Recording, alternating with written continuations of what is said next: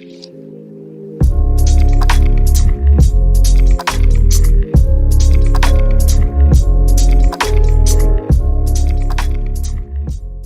guys, FirstinWeather here. This is another update on the latest on Hurricane Irma. It is currently a Category 3 hurricane, and you might have seen on the news or any weather website that the track of Irma has now started to shift south.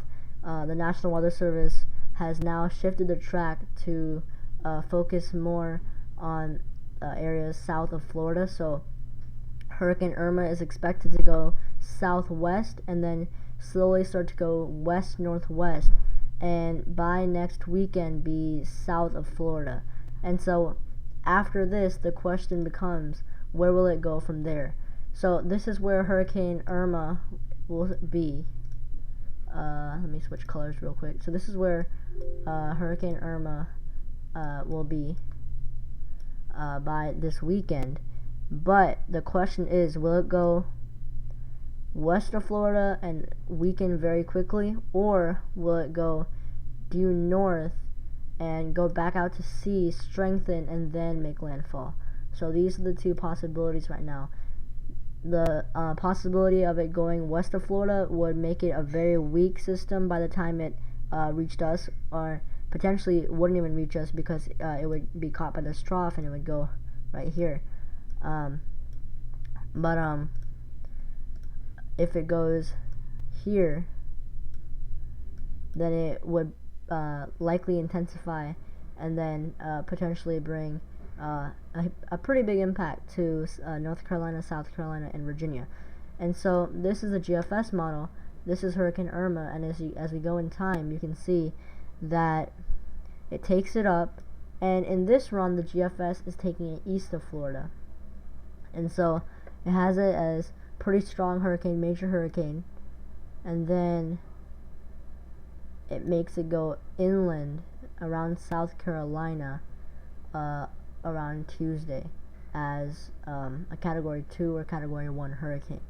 And then it weakens very quickly into a tropical storm by Wednesday, early Wednesday, and then after that it goes out to sea by this trough. However, a different model, the CMC model, the Canadian model, this is Hurricane Irma right here. What it does with Hurricane Irma is it makes it go east of Florida, but then it makes landfall around Chesapeake Bay. This is the solution that you would not want if you were living in Virginia, because Eastern Virginia especially would face the brunt of a potentially major category, not major, but very strong Category 2 or Category 1 hurricane. And generally the European model is more reliable and the GFS is more reliable. The Canadian model really isn't that good with hurricanes, but again, it's just another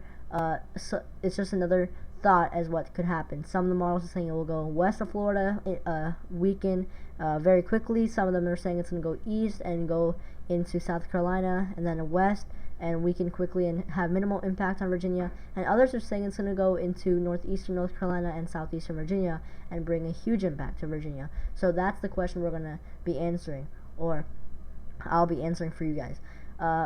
The possibility of it now going out to sea is very low now. It's gonna make landfall somewhere. That's almost guaranteed now. But the main question is where? Where will it make landfall? And so, again, it could go here, here, or here. The third solution is the one that people in Virginia do not want. And then as the CMC takes it through time, it goes northwest and then is caught by this trough right here and goes out. If we switch to the European model real quick, take this back. The European model, again, makes it go east. So right now, we're still very far away, but right now it's looking like it's going to go east of Florida. However, I can't stress enough that we are a week away from this system impacting us. And that is a long, long time. Things are definitely going to change. If things don't change, that's going to be weird. Things almost certainly will change. But right now, the European model is taking it east of Florida, and then it's taking it west, northwest, and then it gets caught by this trough, and then it goes out. It's gonna go out. So that's the main question right now. Where will it go? Here, here, here. So my new path of uncertainty, I'm gonna go to the Eastern U.S. view and switch to, or I'm gonna go to the United States view and switch to MSLP and precip. So what I'm thinking right now is that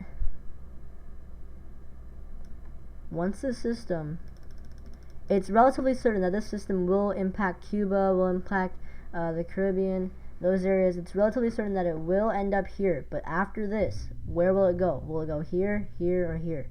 That's where I'm going to be drawing my track. So right now, this is my track for Hurricane Irma. So you go there, go there. So again, I apologize, it is a very vague track. So right now I'm thinking it could go anywhere in this area. This area is more likely. So what I'm thinking is, wherever it does go, it's gonna go west for quite a while.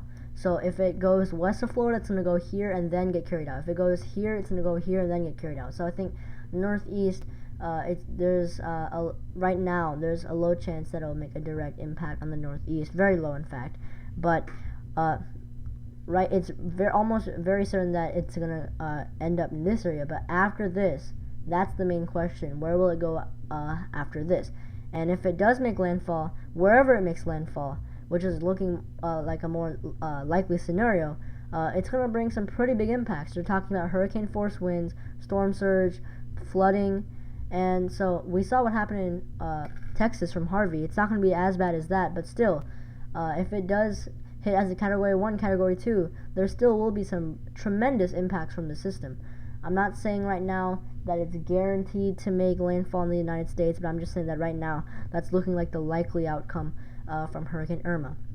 Again, we're a week out, so things are likely going to change, but as of now, this is what it looks like. This is my forecast track. This is where I'm thinking this system could go, and I'll update you if anything changes, which it will. So I'm going to look to update you in the next couple of days. Until then, I hope you enjoyed this video, and I'll see you next time.